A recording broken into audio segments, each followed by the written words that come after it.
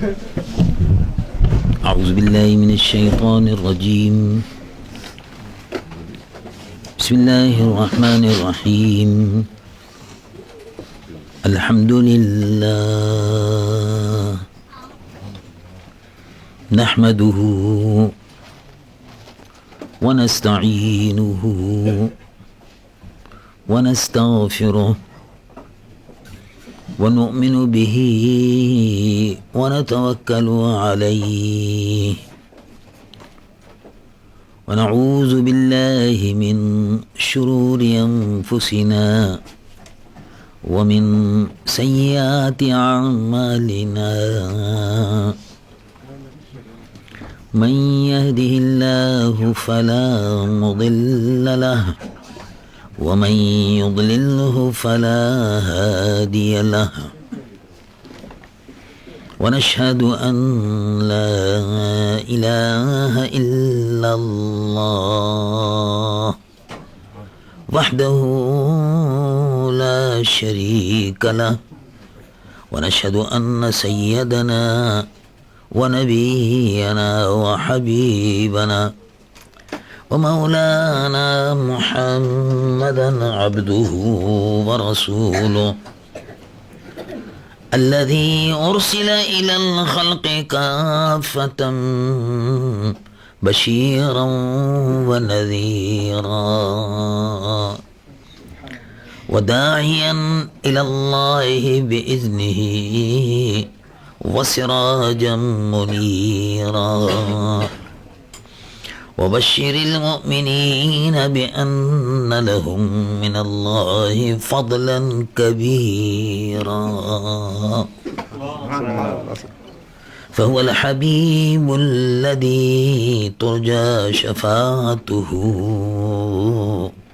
لكل هول من الأهوال مقتحم. جاءت لدعوته الأشجار ساجدة تمشي إليه على ساق بلا قدم. ومن تكن برسول الله نصرته إن تلقه الأسد في آجامها تجيمي. يا رب صل وسلم دائما أبدا على حبيبك خير الخلق كلهم. اللهم صل على حبيبك سيدنا مولانا محمد صاحب الوجه الأنور والجبين الأزهر صلاة وسلاما عليك يا سيدي يا رسول الله. قال الله عز وجل في شان حبيبه مخبرا وآمرا إن الله وملائكته يصلون على النبي يا أيها الذين آمنوا صلوا عليه وسلموا تسليما. اللهم صل على سيدنا وحبيبنا ومولانا محمد وعلى آله وصحبه وسلم صلاة وسلاما عليك يا سيدي يا رسول الله. الحمدللہ آج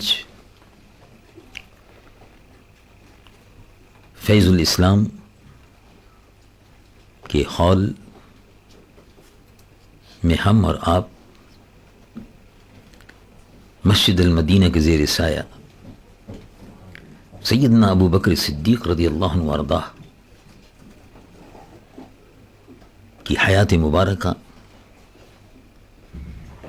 اس کی یاد میں، اس حیات مبارکہ کی یاد میں ہم اور آپ سب یہاں حاضر ہیں۔ اللہ تبارک و تعالیٰ مجھ گناہ گار و سیاہ کار کی اور آپ کی، ہماری سب کی حاضری کو قبول فرمائے۔ مقتدر علماء کرام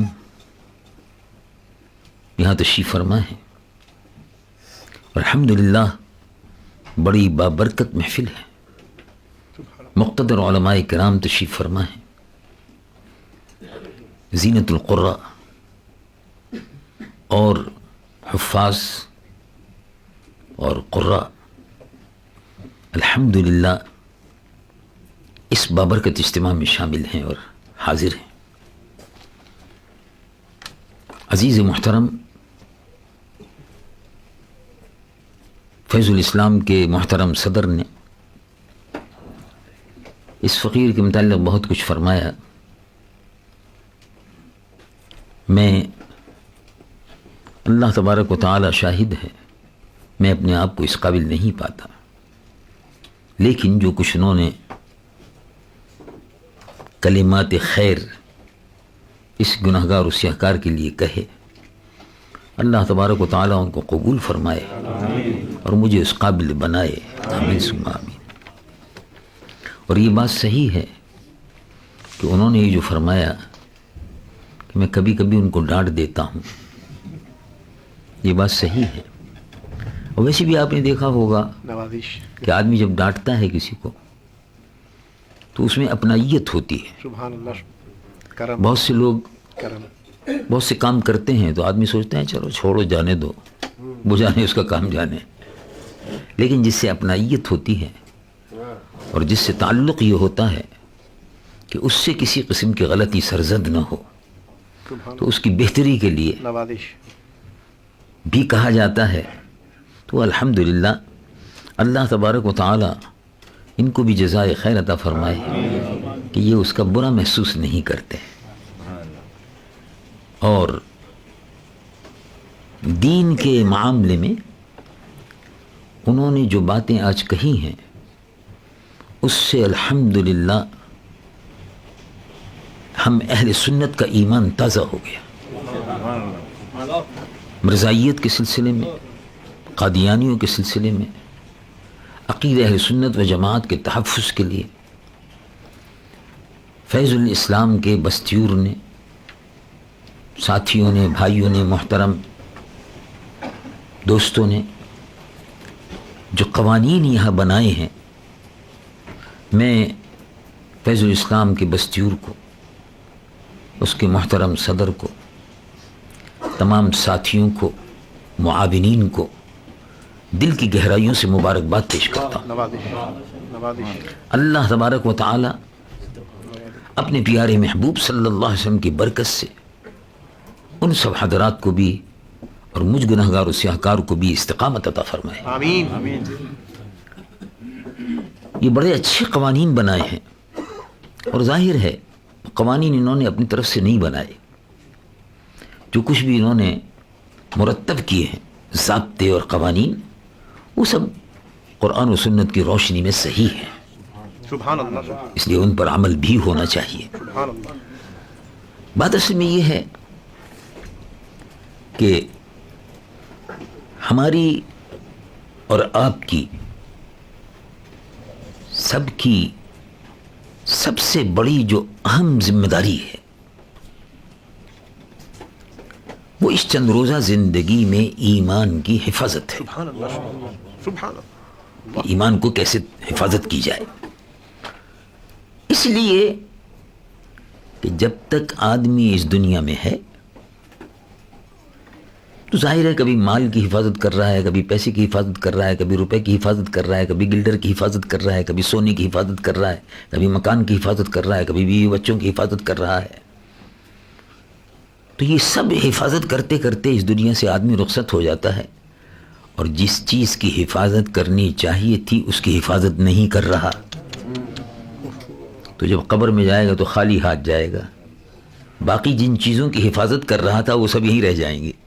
بیوی کی حفاظت کر رہا تھا وہ بھی یہیں رہ گئی، بچوں کی حفاظت کر رہے تھے وہ بھی یہیں رہ گئے، مال کی حفاظت کر رہے تھے وہ بھی یہیں رہ گیا، زیور کی حفاظت کر رہے تھے وہ بھی رہ گیا، ٹریولر چیک کی حفاظت کر رہے تھے وہ بھی رہ گیا، پاسپورٹ کی حفاظت کرتے رہے وہ بھی رہ گیا.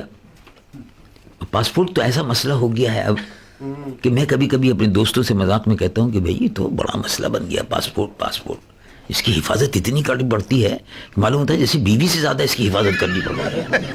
ہر وقت پاسپورٹ، جہاں جاؤ پاسپورٹ، اس کی حفاظت دیکھو کہاں ہے، کدھر ہے.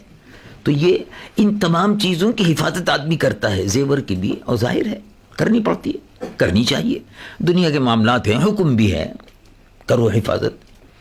اور بہت سے اللہ کے نیک بندے ان تمام چیزوں کی حفاظت کے ساتھ ساتھ اپنی نماز کی حفاظت، روزوں کی حفاظت، حج و زکوٰۃ کی حفاظت، یعنی ارکان اسلام کی حفاظت، اور یہی ان کی حفاظت جو ہے یہی ایمان ہے اصل میں، ان کی حفاظت. حضور پر نور سید العالمین محمد رسول اللہ صلی اللہ علیہ وسلم سے جو محبت ہے، عشق ہے، یہ ایمان ہے، اس کی حفاظت جو ہے. اب اگر اس کی حفاظت آدمی کرتا رہا تو جب اس دنیا سے گیا تو یہ ساری چیزیں باقی جتنی بھی تھیں وہ تو سب یہیں رہ گئیں. ایمان ساتھ جاتا ہے، سبحان اللہ سبحان اللہ. ایمان ساتھ جاتا ہے. اور ایمان، سبحان اللہ، ایمان ساتھ رہتا ہے. واہ واہ. ایمان نور ہے، یہ روشنی ہے، ساری روشنیاں ختم ہو جاتی ہیں. ایمان یہ ایک روشنی ہے. اب آپ نے اپنے گھر میں بجلی لگانی ہے، بتی، تو بجلی لگانے کے لیے ظاہر ہے پیسہ دے دیا، بجلی کا آدمی آ گیا، اسے بجلی لگا دی، کنیکشن جوڑ دیا. لیکن جب اس دنیا سے ایک آدمی رخصت ہوا تو وہ بجلی اس کے لیے بیکار ہے. وہ جلتی ہے کہ نہیں جلتی چھوڑو، بیکار ہے. تو روشنی، نور، بجلی روشنی ہے. یہ روشنی روشن کرتی ہے مکان کو، لیکن عارضی ہے. عارضی ہے مطلب یہ ہے کہ رہی اور نہیں رہی. جب آپ نے مکان چھوڑ دیا بجلی ختم ہو گئی. جو مکان میں ہے تو ٹھیک ہے. ایمان ایسی روشنی ہے کہ جب یہ سینے میں داخل ہو گئی اور اس کی حفاظت آپ نے کی تو یہ وہ روشنی ہے جس سے قبر روشن ہو جاتی ہے. سبحان اللہ سبحان اللہ. یہ وہ روشنی ہے جس سے حشر بھی روشن ہوتا ہے. واہ واہ واہ واہ. قبر بھی روشن، حشر کا میدان بھی روشن، اور اسی کی روشنی میں پل صراط پر، اور اسی کی روشنی میں جنت میں داخل ہو جائے. سبحان اللہ سبحان اللہ. تو یہ ایمان کی حفاظت، یہ ہے اصل مسئلہ، اس میں کوئی شک نہیں. ابھی آپ نے دیکھا، ابھی آپ سن رہے تھے، ایمان کی حفاظت کے سلسلے میں کتنی فکر ہوتی ہے. اس کی حفاظت کے لیے آدمی اپنے رشتے کو قربان کر دیتا ہے. آپ نے دیکھا کہ بہت سے بعض اوقات ایسا بھی ہوا کہ پیسے کی خاطر رشتہ ختم ہو گیا، لین دین کا جھگڑا ہو گیا. دو سگے بھائیوں میں پیسے کے لین دین پر جھگڑا ہو گیا. دو سگی بہنوں میں پیسے کے مسئلے پر جھگڑا ہو گیا تو رشتہ ٹوٹ گیا. جھگڑا کاہے پر ہوا؟ پیسے پر ہوا. جھگڑا کاہے پر ہوا؟ باپ کا انتقال ہوا، مکان ایک چھوڑ کر گیا. بھائیوں نے کہا ہم کو یہ حصہ چاہیے، بہنوں نے کہا ہم کو یہ چاہیے ہے. آپس میں جھگڑا ہو گیا اور ایک دوسرے سے جدا ہو گئے. اب ایک دوسرے کی شکل نہیں دیکھ رہے. پیسے کے لیے جھگڑا ہوتا ہے. اور یہ سارے جھگڑے یہیں ہوتے ہیں. خون کے رشتے جو ہیں پیسے کی وجہ سے ختم ہو جاتے ہیں. خون کے رشتے پیسے کی وجہ سے ختم ہو گئے. پیسے کے لین دین پر، روپے کے لین دین پر خون کا رشتہ ختم ہو گیا. لیکن ایک رشتہ ایسا ہے، ایک رشتہ ایسا ہے کہ جس رشتے پر پیسے کا رشتہ، زبان کا بھی ایک رشتہ ہے. جب بھی آپ کسی کو دیکھیں گے کہ وہ باتیں کر رہا ہے، یا اردو زبان بول رہا ہے، یا پوربی زبان بول رہا ہے، بھوجپوری بول رہا ہے، کیا بول رہے ہیں، کیا بتائے رہے، تو جیسے ہی اس نے بولنا شروع کیا فوراً آپ کا دل چاہے گا اس سے ذرا بات کریں. یہ کون آدمی ہے؟ بڑی اچھی زبان کی بات ہے. ایسے ہی ایک آدمی نے کہا میں ہندوستان کا رہنے والا ہوں، تو آپ کو دل چاہے گا چلو بھائی اس سے بات کر لیں.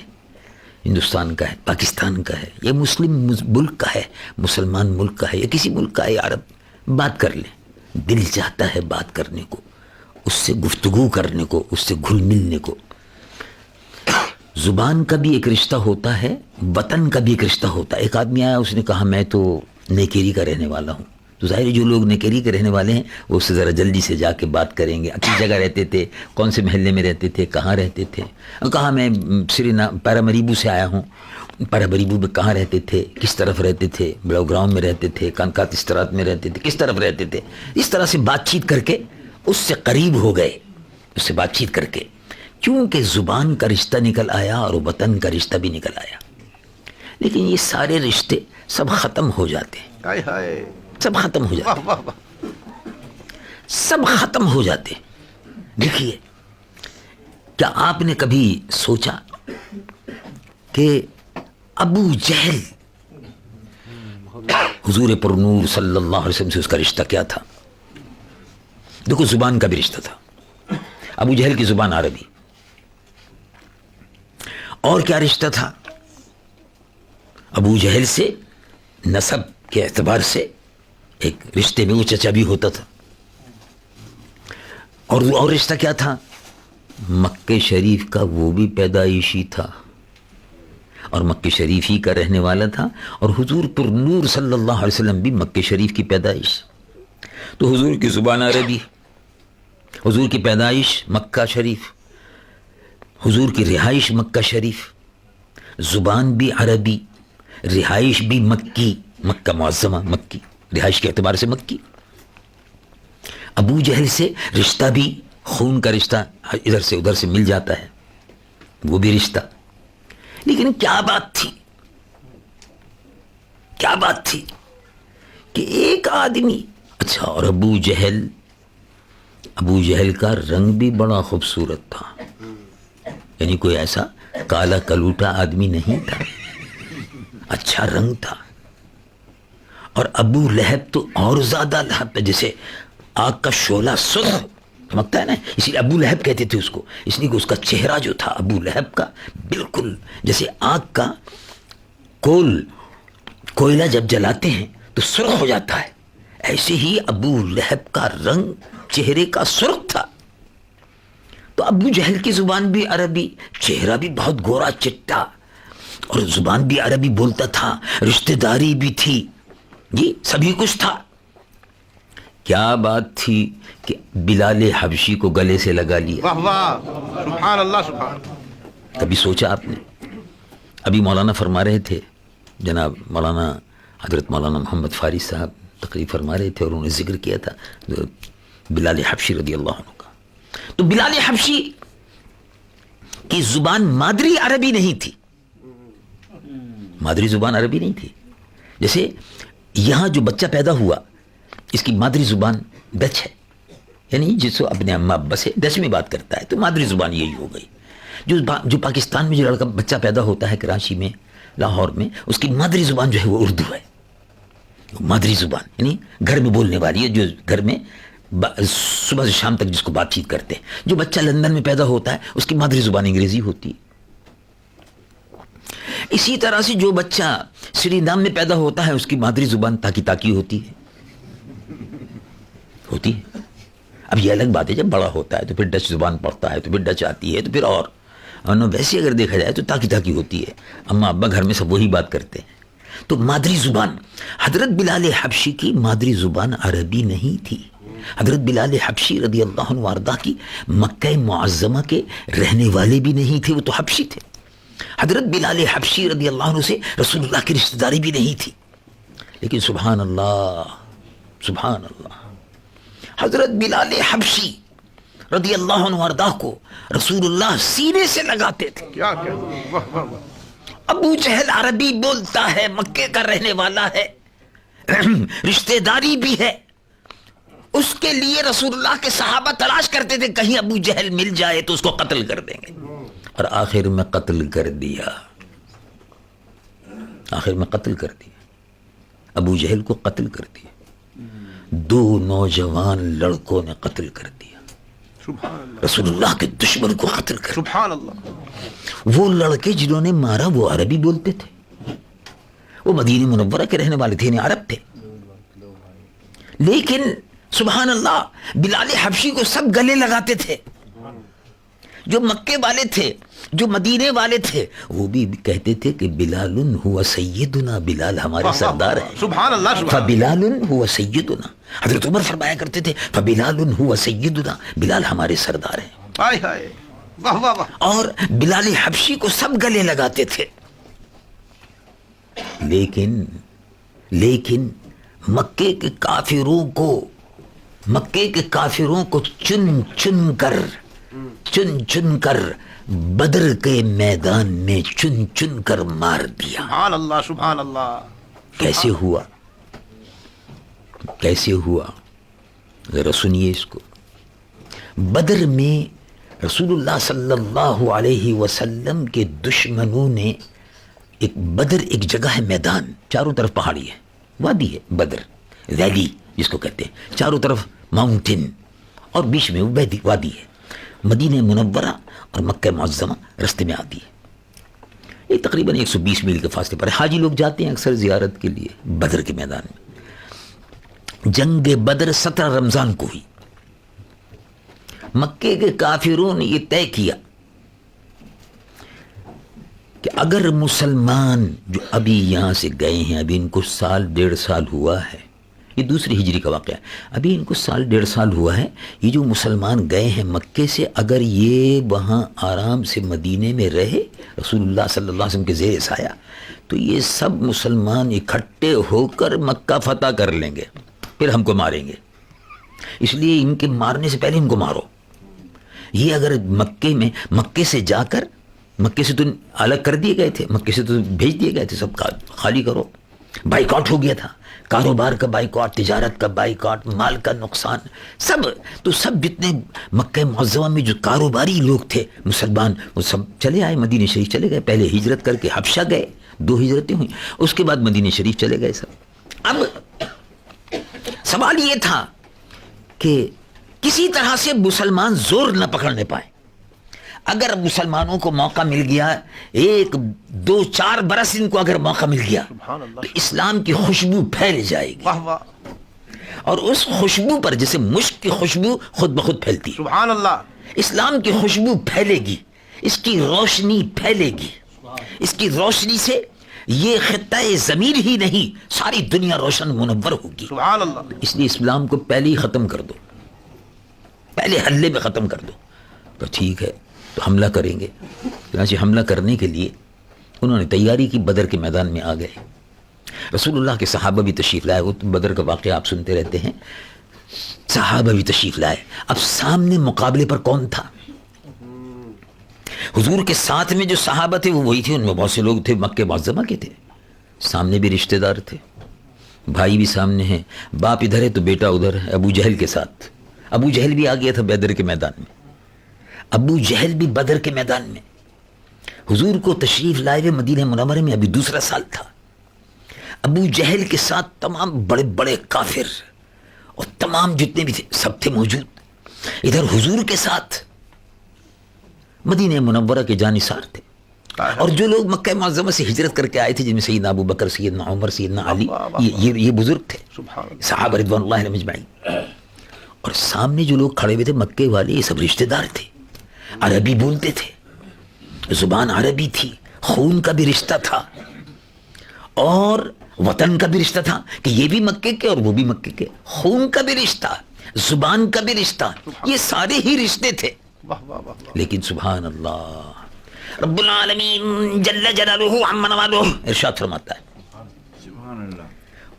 قل ان كان آباؤكم وابناؤكم واخوانكم, اے محبوب فرما دیجئے اگر تمہارے باپ اور تمہاری اولاد اور تمہارے بھائی اور تمہارے خاندان کے لوگ, عشیرت کو, اور جو مال تم نے جمع کیا ہے, کاروبار کا مال, سامان, تجارت کا وغیرہ وغیرہ, اموالون اقترفتموها, جو مال تم نے جمع کیا ہے, اور وہ کاروبار جس سے نفع کی امید ہے, اور یہ مکانات جو تمہارے پاس ہیں, ان سے زیادہ محبت ہے تو اللہ رب العالمین فرماتا ہے کس سے زیادہ محبت ہے؟ واہ واہ واہ واہ واہ واہ. مال سے زیادہ محبت ہے، بیوی بچوں سے زیادہ محبت ہے، کاروبار سے زیادہ محبت ہے، بھائی اور بہنوں سے زیادہ محبت ہے. بولو بھائی کس سے زیادہ محبت ہے؟ نہیں مطلب یہ ایسی ایک بات ہو رہی ہے جیسے رب العالمین جل جلالہ عما نوالہ ارشاد فرماتا ہے اے محبوب فرما دیجیے قل ان کان آباؤکم وابناؤکم واخوانکم، بھائی بھی بہنیں بھی اور مال بھی، واموالکم وعشیرتکم واموال اقترفتموها وتجارة تخشون كسادها ومساكن ترضونها أحب إليكم من الله ورسوله. سبحان اللہ. کیا یا اللہ سے اور رسول سے زیادہ ان سے محبت ہے؟ کیا کہنے کیا کہنے کیا کہنے کیا کہنے. اب یہ سوال ہے، دل سے ہم سوال کریں خود. اللہ رب العالمین قرآن میں فرماتا ہے کیا احب الیکم، کیا محبوب ہیں تم کو؟ اے لوگو کیا تم کو محبوب ہیں یہ مال بھی، بھائی بھی، تجارت بھی، کاروبار بھی، رشتہ دار بھی، یہ سب زیادہ محبوب ہیں یا اللہ اور اس کے رسول سے زیادہ محبت ہے؟ بہت بڑا امتحان ہو گیا، بہت بڑا فیصلہ اللہ نے ہماری گلے میں ڈال دیا. فیصلہ کرو بھائی. یعنی اللہ تبارک و تعالیٰ فرما رہا ہے اب تم کو ہم سے محبت ہے یا بیوی بچوں سے محبت ہے؟ اگر ہم سے محبت ہے، اگر ہم سے محبت ہے تو پھر ان سے محبت نہیں ہوگی جو ہمارے دشمن ہیں. کیا کہنے. واہ واہ واہ. چنانچہ ایک دوسری آیت میں ارشاد فرمایا واہ. رب العالمین جل جلالہ عما نوالہ ارشاد فرماتا ہے دوسری آیت میں لا تجد قوما یؤمنون باللہ ورسولہ یوادون من حاد اللہ ورسولہ. تم نہیں پاؤ گے ایمان والوں کو، لا تجد قوما یؤمنون باللہ ورسولہ یوادون من حاد اللہ ورسولہ، جو اللہ اور اللہ کے رسول کے دشمن ہیں ایمان والا کبھی ان سے محبت نہیں کرے گا. نعرہ تکبیر، اللہ نعرہ رسالت. سبحان اللہ سبحان. لا تجد قوما یؤمنون باللہ ورسولہ، تم ایمان والوں کو ایسا نہیں پاؤ گے. معلوم ہوا کہ جو ایمان والا ہے وہ تو اللہ اور اللہ کے رسول کے دشمن سے محبت نہیں کرے گا، ایمان والا، اور جو ایمان والا نہیں ہے وہ کرے گا.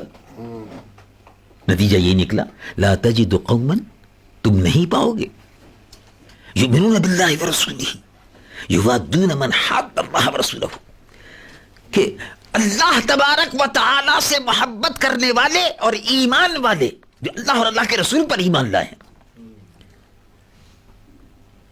ان کا عالم کیا ہوتا ہے، ان کی پہچان کیا ہے، وہ ایمان والے کیسے ہوتے ہیں. رب العالمین جل جلالہ عما نوالہ ارشاد فرماتا ہے لا تجد قوما یؤمنون باللہ والیوم الآخر یوادون من حاد اللہ ورسولہ ولو کانوا آباءہم.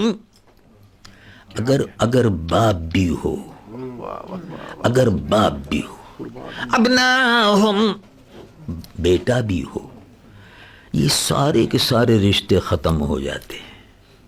اصل رشتہ کیا ہے؟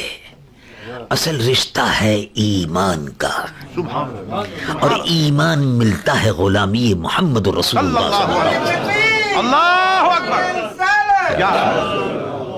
اب دیکھو اچھا، اور جن لوگوں کے پاس یہ ہے، یعنی جو اس بنیاد پر کہ اللہ اور اس کے رسول پر ایمان رکھتے ہیں یؤمنون باللہ والیوم الآخر یوادون من حاد اللہ، ایسے لوگوں کا عالم کیا ہوگا، ان کا مقام کیا ہوگا. رب العالمین جل جلالہ عما نوالہ ارشاد فرماتا ہے اولئک کتب فی قلوبہم الایمان. سبحان اللہ. وہ آدمی جو اللہ اور اللہ کے رسول سے محبت کرتا ہے، اللہ اور اللہ کے رسول کے دشمنوں سے دشمنی رکھتا ہے، سبحان اللہ سبحان اللہ. اسی کے دل میں اللہ نے ایمان لکھ دیا. سبحان اولئک اللہ. کتب فی قلوبہم الایمان. وللہ الحمد. وَلِلَّهِ وہی ایمان والا ہے، اس کے دل میں ایمان ہے، اور جس کے دل میں ایمان ہے اس کے پاس روشنی ہے، دنیا میں بھی روشن، یہ بتی پھر کٹتی نہیں ہے، سبحان اللہ، واہ واہ، یہ بجلی جو ہے یہ جلتی رہتی ہے، اس میں بریک ڈاؤن نہیں ہوتا۔ جب قبر میں جاتا ہے تو وہاں بھی قبر میں روشنی کر دیتی ہے۔ ایمان، اولئک کتب فی قلوبہم ایمان، اللہ نے ان لوگوں کے دلوں میں ایمان کو لکھ دیا، وہ ایمان والے ہیں۔ اب دیکھیے، جب یہ مکے کے سارے کافر جمع ہو گئے تو لڑائی شروع ہو گئی، لڑائی شروع ہو گئی۔ دو نوجوان 17-18 برس کی عمر کے آئے، کہا چچا آپ کو معلوم ہے ابو جہل کہاں ہے؟ وہ لڑکے مدینہ شریف کے رہنے والے تھے، انہوں نے دیکھا نہیں تھا۔ وہ کہا بیٹے کیا بات ہے؟ اب لڑائی شروع ہو گئی، حضور پر نور صلی اللہ علیہ وسلم سامنے کھڑے ہوئے ہیں، لڑائی شروع ہو گئی، تلواریں چل رہی ہیں۔ چچا، ایک بچے نے پوچھا چچا ابو جہل کہاں ہے؟ ان کا کیوں تلاش کر رہے ہو؟ کہا رسول اللہ کے دشمن کو مارنا ہے۔ ارے تم تو ابھی چھوٹے ہو، سبحان اللہ، سبحان اللہ، کہا نہیں بتائیے اللہ اکبر، کہاں ہے؟ میں تو مدینہ شریف والا ہوں، میں نے ابو جہل کو نہیں دیکھا، ابو جہل تو مکے والا تھا، تو مجھے تو معلوم نہیں ہے، آپ بتائیے اس کا۔ اب وہ انہوں نے کہا ادھر ہے ادھر ہے۔ اب لڑائی ہو رہی تھی، تلواریں چل رہی تھی، اس زمانے میں لڑائی تلواروں کی ہوتی تھی، تلواریں چل رہی تھی۔ چلتے چلتے یہ دو نوجوان پوچھتے پوچھتے دیکھتے دیکھتے پہنچ گئے، اور جاتے کے ساتھ ہی ابو جہل لوہے میں لوہا پہنے ہوئے تھا، بدترین دشمن، رسول اللہ صلی اللہ علیہ وسلم کا بدترین دشمن۔ اب یہ عربی بولنے والے نوجوان، عرب کے رہنے والے نوجوان، 17-18 سال کی عمر، کتنے چھوٹے ذرا نوجوان دیکھو، اور لپک کے ابو جہل کے گلے پڑ گئے۔ ابو جہل جو تھا اس کو گرا دیا، تو ابو جہل نے جب گرا دیا اس کو تو یہ نوجوان جو تھے بڑے خوش تھے، ابو جہل کو گرا دیا، اور اس کے بعد ظاہر وہ مارا گیا۔ اس کی تفصیل ہے، میں اس میں زیادہ نہیں جاتا۔ بات جو کہنے کی تھی وہ یہ تھی کہ اس وقت لڑائی بڑے زوروں پر تھی، بھائی نے بھائی کو قتل کر دیا، بھتیجے نے چچا کو قتل کر دیا، باپ نے بیٹے کو قتل کر دیا، بیٹے نے باپ کو مار دیا، اس لیے کہ ابو جہل کے ساتھ بھی مکے والے رشتہ دار تھے، اور ادھر یہ بھی رشتہ دار تھے، ایک دوسرے کے رشتہ دار تھے، مگر رشتے کو قربان کر دیا۔ سبحان اللہ، خون کا رشتہ دین کے رشتے پہ قربان ہو گیا، سبحان اللہ، خون کا رشتہ ایمان کے رشتے پہ قربان ہو گیا، خون کا رشتہ، مال کا رشتہ، پلوار کا رشتہ، خیشی کا رشتہ، سارے رشتے محبت محمد الرسول اللہ پر قربان ہو گئے صلی اللہ علیہ وسلم۔ جنگ بدر ختم ہو گئی، بہت کافر مارے گئے، بہت سے پکڑے گئے، گرفتار ہو گئے، مدینہ شریف بھی لائے گئے۔ مسلمانوں کو حیرت تھی کہ ہم 313 تھے، 1000 کافر تھے مکے والے، ہم 313 تھے، غریب تھے، تلواریں بھی ٹوٹی ہوئی تھی زیادہ تر، نیزے بھی ٹوٹے ہوئے تھے زیادہ تر، سواری بھی بالکل نہیں تھی، تقریباً نہ ہونے کی برابر تھی۔ مکے کے کافروں کے پاس لوہے کا سامان، سارا جسم لوہے کے اندر تاکہ تلوار کاٹ نہ سکے، اور تلواریں، نیزے، بہت سارا سامان سب ان کے پاس تھا، ہمارے پاس کچھ بھی نہیں تھا۔ 313 کو فتح کیسے ہوئی؟ سبحان اللہ، رب العالمین جل جلالہ عما نوالہ ارشاد فرماتا ہے وَلَقَدْ نَصَرَكُمُ اللَّهُ بِبَدْرٍ وَأَنْتُمْ أَذِلَّةٌ فَاتَّقُوا اللَّهَ، اللہ نے تم کو بدر میں نصرت عطا فرمائی، اللہ سے ڈرتے رہو، اللہ کے شکر گزار بندے بنتے رہو. اور ہوا کیا؟ جب مسلمان میدان جنگ میں اتر گئے، حضور پر نور صلی اللہ علیہ وسلم آگے تھے، مسلمانوں کو ہدایت فرما رہے تھے آگے بڑھو. ایسے میں اللہ تبارک و تعالی نے جبرائیل فرشتے کو 3000 فرشتوں کے ساتھ زمین پر بھیج دیا. فرشتے مسلمانوں کے ساتھ ساتھ جہاد کر رہے تھے. سبحان اللہ. اور بہت سے صحابہ نے یہ کہا کہ میں جب کسی کافر کی گردن پر تلوار اٹھانے کے لیے بڑھتا تھا آگے، میرے مارنے سے پہلے اس کی گردن کٹ جایا کرتی تھی. تو مطلب یہ کہ فرشتے اتر رہے تھے. اللہ نے فرشتے نازل فرمائے، 3,000 من الملائکۃ منزلین. فرشتے اترے اور مدد کی اللہ رب العالمین نے. مسلمانوں کو فتح ہو گئی. مکہ شریف سے مدینہ شریف واپس پہنچ گئے. بہت سے لوگ قید ہو گئے. حضرت ابو بکر صدیق کے جو بڑے بیٹے تھے عبد الرحمن، وہ کافر تھے. بدر کے میدان میں وہ ابو جہل کے ساتھ تھے، ابا کے مقابلے پہ تھے. یہ آپ کو سن کر جیسے کہ کتابوں میں لکھا ہوا ہے، ابو بکر صدیق رضی اللہ عنہ کے بڑے صاحبزادے مسلمان نہیں ہوئے تھے. مسلمان نہیں ہوئے تھے، ابو جہل کے ساتھ تھے، اور لڑائی میں ابو جہل کے ساتھ ساتھ لڑ رہے تھے، مسلمانوں کو مار رہے تھے. اب دیکھو عبد الرحمن ابن ابی بکر ادھر تھے ابو جہل کے ساتھ، اور ابو بکر صدیق رسول اللہ کے ساتھ تھے. اب لڑائی ہو رہی ہے، تلواریں چل رہی ہیں، نیزے چل رہے ہیں. بدر میں جو فرشتے اترے تھے، جب فتح ہو گئی مدینہ شریف میں جب آئے، عبد الرحمن مسلمان ہو گئے. سبحان اللہ. ابو جہل مارا گیا، کافروں کو شکست ہوئی. حضرت ابو بکر صدیق کے بڑے صاحبزادے عبد الرحمن ابن ابی بکر مسلمان ہو گئے. مسلمان ہو گئے تو مدینہ شریف میں آ گئے. اس لیے کہ مسلمان جتنے بھی ہو گئے تھے سب مدینہ شریف میں آ کے رہنے لگے تھے، ہجرت کر گئے تھے نا پہلے. جب وہ آ گئے تو مسجد نبوی میں جیسے شام کو بیٹھ جاتے ہیں، ہم لوگ بھی مسجد میں بیٹھ گئے، باہر مسجد کے باہر بیٹھ گئے، یا ادھر کرسیوں پہ بیٹھ گئے، یا ہال میں بیٹھ گئے، تو باتیں کرتے رہتے ہیں. فلاں صاحب آئے تھے، فلاں عالم دین آئے تھے، انہوں نے یہ کہا، اور فلاں واقعہ ہوا تھا، وہ حدیث ہی بیان کی تھی. تو اس طرح سے آپس میں باتیں کرتے. تو مسجد نبوی میں صحابہ بیٹھ کر باتیں کرتے تھے کہ بدر میں صاحب کمال ہو گیا. بدر میں ہم 313 تھے اور ہمارے دشمن 1000، تو 1000 پر کیسے فتح ہو گئی؟ کہا اللہ کا وعدہ پورا ہو گیا.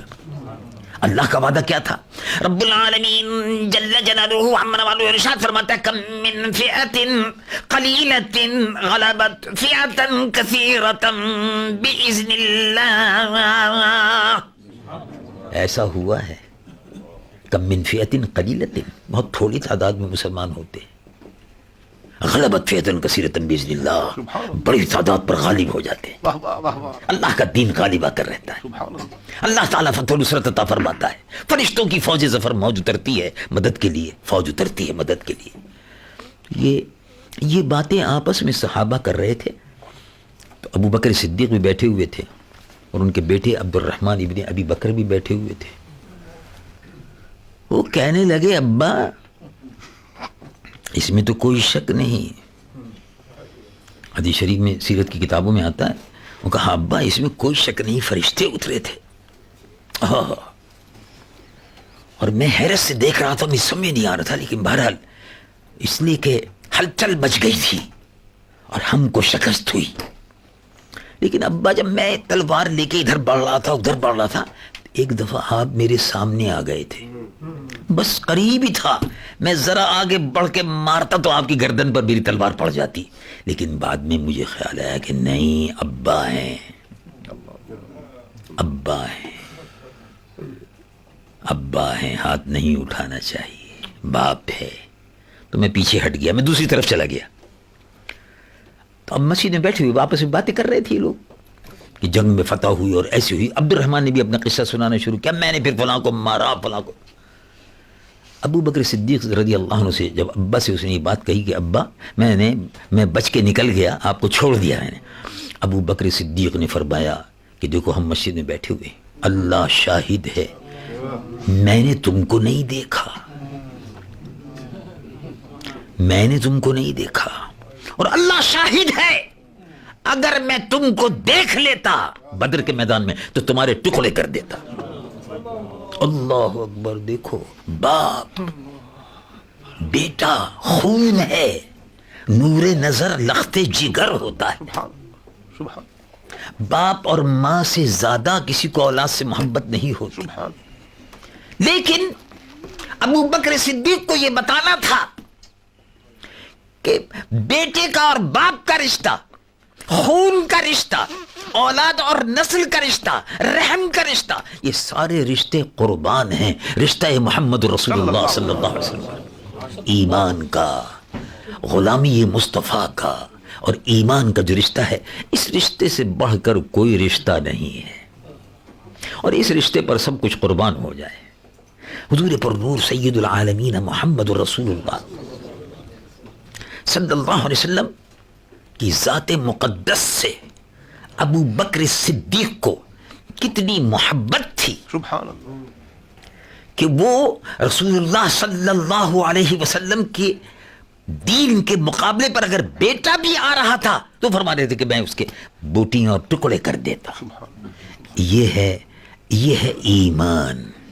جو ابو بکر صدیق, عمر فاروق, عثمان غنی, علی مرتضیٰ, صحابہ رضوان اللہ علیہم اجمعین, تمام کا تمام یہی ایمان تھا, اور اسی کی مثال اور نمونہ ہمارے سامنے ان بزرگوں نے پیش کر دیا. اب آپ غور فرمائیے, ایمان کے اس رشتے سے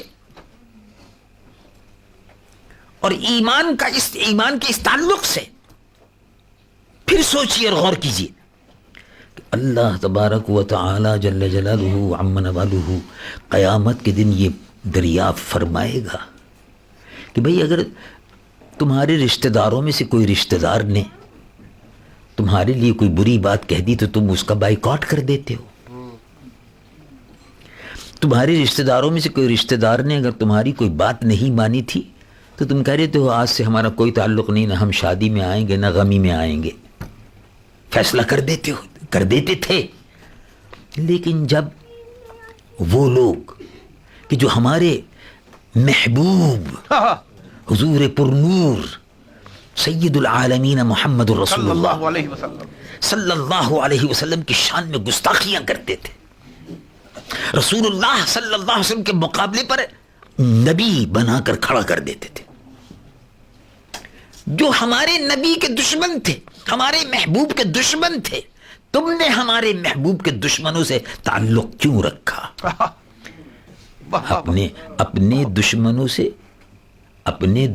سے تو تم نے تعلق توڑ لیا, اور جو ہماری اور ہمارے رسول کے دشمن تھے ان سے تعلق جوڑ لیا, تو قیامت کے دن جواب دینا ہوگا. اور ظاہر ہے جب اللہ کے رسول سے رشتہ ٹوٹ گیا اور مرزا غلام سے یا قادیانی سے مرزائیوں سے رشتہ جڑ گیا, بہت خوب, تو وہاں تو نور تو ہے نہیں. بہت خوب, بہت خوب, نور تو ہے نہیں, بہت خوب. وہ تو خود بیچارہ مر گیا, ایسا مرا کہ اس کی قبر پہ کتے لوٹتے ہیں. وہ تو ٹوائلٹ میں مر گیا. واہ واہ, مرحبا مرحبا. مرزا غلام قادیانی تو ٹوائلٹ میں مر گیا.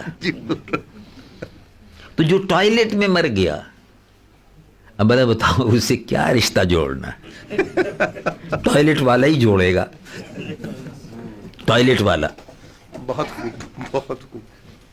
اللہ تبارک و تعالی جل جلالہ عم نوالہ دنیا میں دکھا دیتا ہے تاکہ قیامت کے دن کوئی آدمی عذر نہ کر سکے. مجھے پتہ نہیں تھا, مجھے معلوم نہیں تھا, تو یہ تو ساری چیزیں دنیا کو دکھا دی.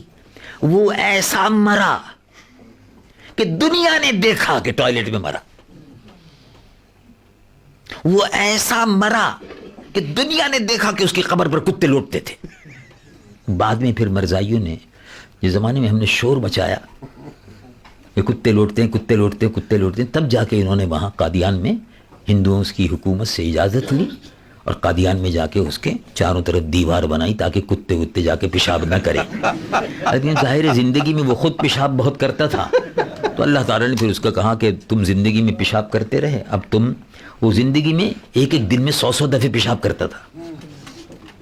یہ تو اس کی کتابوں میں لکھا ہوا. مرزا غلام نے خود اپنی کتاب میں لکھا کہ مجھ کو بیماری ہے پیشاب میں شکر کی تو میں دن میں 100 دفعے پیشاب کرتا ہوں. کبھی آپ حساب لگائیں ذرا کہ جس آدمی کو 100 دفعے پیشاب آتا ہو اس پہ فرشتہ کہاں آتا ہوگا؟ تو شیطان ہی آتا ہوگا اس پہ. اور اس کو بیچارے کو پاجامہ سنبھالنے سے فرصت نہیں ہوتی ہوگی. تو اب اس سے رشتہ جوڑتے پھریں لوگ باغ. سبحان اللہ سبحان اللہ. ان کی عقل پہ افسوس ہوتا ہے, ماتم کرنے کو دل چاہتا ہے. دیکھو بات اصل میں یہ ایک بڑا اہم مسئلہ ہے. نبی سے امت بنتی ہے. اب ہم رسول اللہ کی امت ہیں. حضور قیامت کے دن حشر کے میدان میں اپنی امت کو پہچانیں گے. امتی آؤ, امتی آؤ. حضور چھوڑیں گے نہیں اپنی امت کو. سبحان اللہ سبحان. امتی آؤ. واہ واہ واہ. حشر کے میدان میں امتی آؤ, پیاس لگ رہی ہے, آؤ میرے ہاتھ سے آب کوثر پیو. سبحان اللہ سبحان. امتی آؤ. تو حضور اپنی امت کو قیامت کے دن تلاش فرما رہے ہو گے. امتی آؤ, میری امت آؤ, امتی امتی. ہر نبی کی قیامت میں ایک آواز ہوگی اور وہ یہ ہوگی کہ آج مجھے اپنی فکر ہے. کیا کہنے. اور صرف ایک نبی ہوں گے 1,24,000 میں, ہمارے آقا حضور پرنور محمد رسول اللہ, جو فرمائیں گے امتی آؤ میرے پاس آؤ, آؤ میرے دامن رحمت میں آؤ, امتی امتی. اور حضور اپنی امت کی انی اباہی بکم الامم یوم القیامہ, میں قیامت کے دن اپنی امت کی کثرت پر فخر کروں گا. حضور پرنور سید العالمین محمد رسول اللہ صلی اللہ علیہ وسلم کے چاہنے والے, آپ پر ایمان لانے والے, قیامت کے دن یہی انہی کا بول بالا ہوگا. جھنڈا نبی کا ہی اونچا رہے گا. سبحان اللہ سبحان اللہ. میرے مصطفیٰ کا جھنڈا رحمت للعالمین کا جھنڈا اونچا رہے گا. سبحان اللہ. سارے نبی اسی جھنڈے کے نیچے ہوں گے, ساری امتیں اسی جھنڈے کے نیچے ہوں گی, اور امت کی کثرت حضور پرنور صلی اللہ علیہ وسلم کی ہوگی. ویسے حدیث شریف میں بھی ہے اور آپ نے بھی سنا ہوگا, اور علماء اکرام بیان کرتے رہتے ہیں کہ قیامت کے دن اللہ تبارک و تعالی سب نبیوں کو بھی جہاں جمع فرمائے گا, امتوں کو بھی جمع فرمائے گا. تو حشر کے میدان میں صفیں کھڑی ہو جائیں گی, صفیں بن جائیں گی. ابھی حساب کتاب شروع ہوگا. رب العالمین, مفسرین نے لکھا, رب العالمین جل جلالہ عما نوالہ ارشاد فرماتا ہے فامتازوا اليوم ایھا المجرمون. مجرم جو ہیں وہ الگ ہو جائیں, واہ واہ. کافر الگ ہو جائیں. وامتازوا اليوم ایھا المجرمون, مجرم الگ ہو جائیں. ایمان والوں کی صف الگ ہو گئی. آدم صفی اللہ سے لے کر حضور پرنور محمد رسول اللہ صلی اللہ علیہ وسلم تک جتنے بھی انبیاء و مرسلین کے ماننے والے چاہنے والے ہیں وہ الگ ہو جائیں گے. اب اس میں ایمان والوں کی صفیں جو ہیں 120 صفیں ہوں گی حشر کے میدان میں. تو حشر کا میدان تو بہت بڑا میدان ہے, جتنی دنیا ہے اس سے بھی بڑا میدان ہے حشر کا میدان. تو حضور پرنور صلی اللہ علیہ وسلم نے ارشاد فرمایا کہ 120 صفیں حشر کے میدان میں ہوں گی. 40 صفیں 1,24,000 نبیوں کے چاہنے والوں کی ہوں گی, ایمان والوں کی, اور 80 صفیں تیرے نبی کی امت کی ہوں گی. واہ واہ. نعرہ قیامت کے تکبیر, دن نعرہ رسالت, اسلام زندہ باد. سبحان اللہ. اسی لیے حضور نے ارشاد فرمایا فإنی اباہی بکم الامم یوم القیامہ, میں قیامت کے دن اپنی امت کی کثرت پر فخر کروں گا. سبحان اللہ.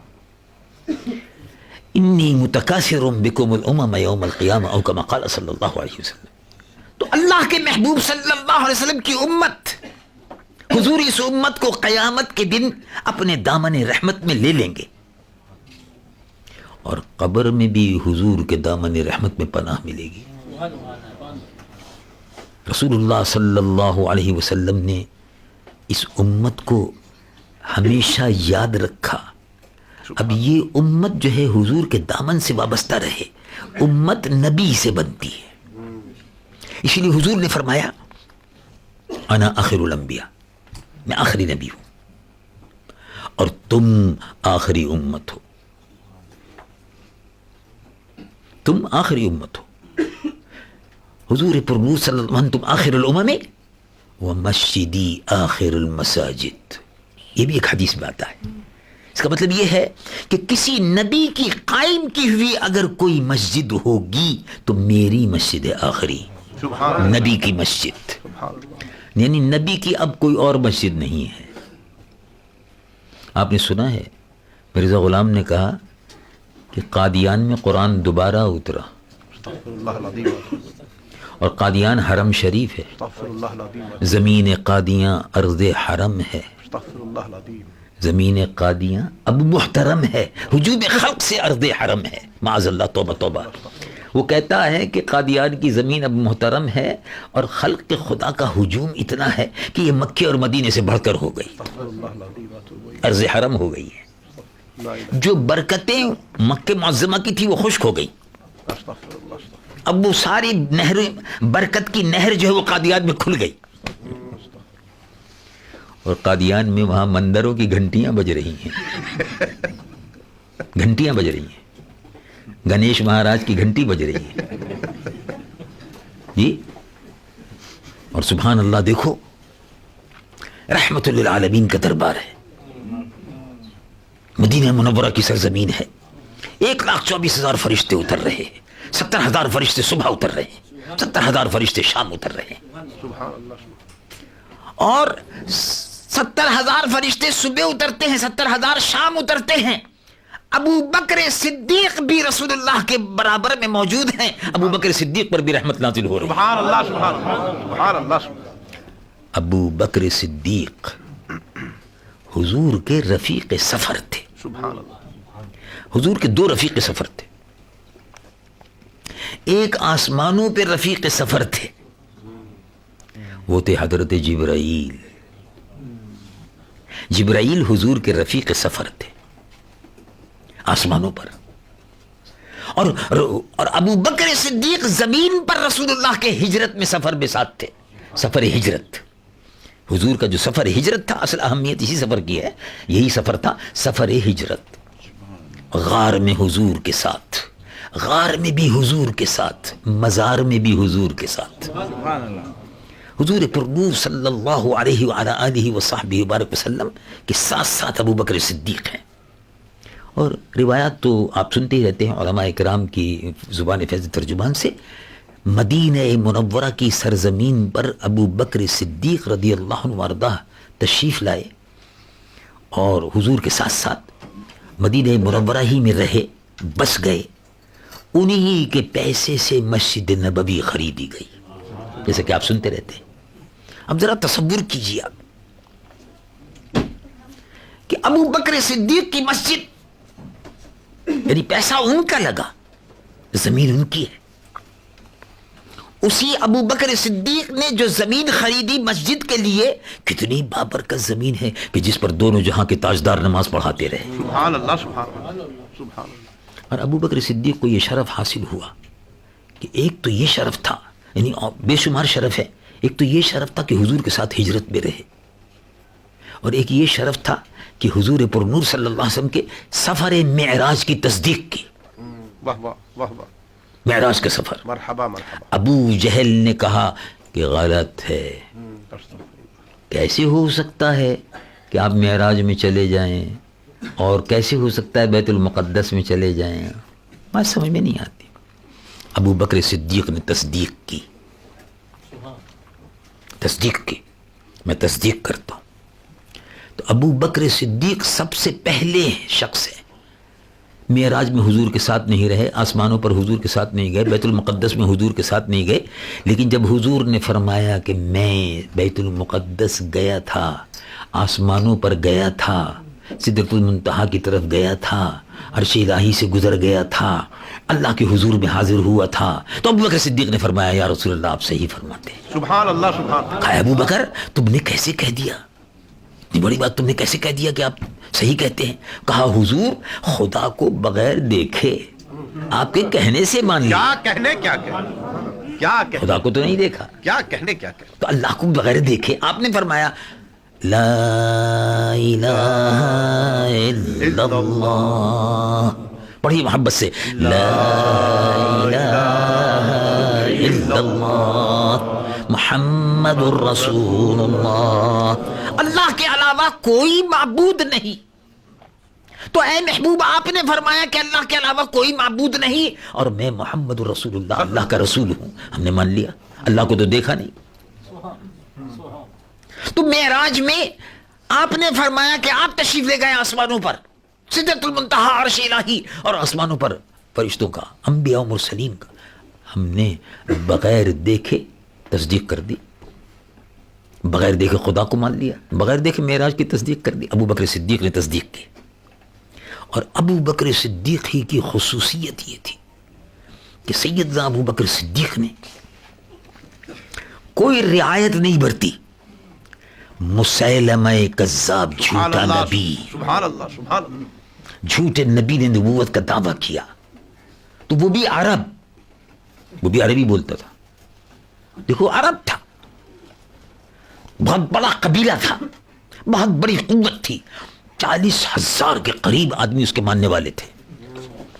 ابو بکر صدیق رضی اللہ عنہ نے فرمایا چاہے کچھ بھی ہو جائے, نیا نیا زمانہ تھا, نیا نیا واقعہ تھا, ابو بکر صدیق رسول اللہ کے جانشین تھے. اور یہ آپ کو معلوم ہے کہ سیدنا ابو بکر جب حضور بیمار ہوئے تو حضور پر نور صلی اللہ علیہ وسلم نے ارشاد فرمایا, ام المومنین عائشہ صدیقہ سے فرمایا ابو بکر کہاں ہے؟ کہا حضور اس وقت ابھی آئے نہیں, شاید آ جائیں گے. تو ارشاد فرمایا میرا اٹھنے کو میں کوشش کرتا رہا لیکن میں اٹھ نہیں سکا. نماز عشاء کے لیے حضور اٹھ نہیں سکے, بار بار غشی, بخار تیز تھا, بار بار حضور اٹھنا چاہتے تھے لیکن پھر لیٹ جاتے تھے. مروا ابا بکر یصلی بالناس, او کما قال صلی اللہ علیہ وسلم, بخاری شریف کی حدیث ہے. ابو بکر کو کہو کہ لوگوں کو نماز پڑھائیں. ام المومنین عائشہ صدیقہ فرماتی ہیں کہ یا رسول اللہ, یا رسول اللہ, ابو بکر صدیق بہت نرم دل ہیں, ابا میرے بہت نرم دل ہیں, آپ کو جب مصلی پر نہیں دیکھیں گے تو کھڑے نہیں ہو سکتے, رونے لگیں گے.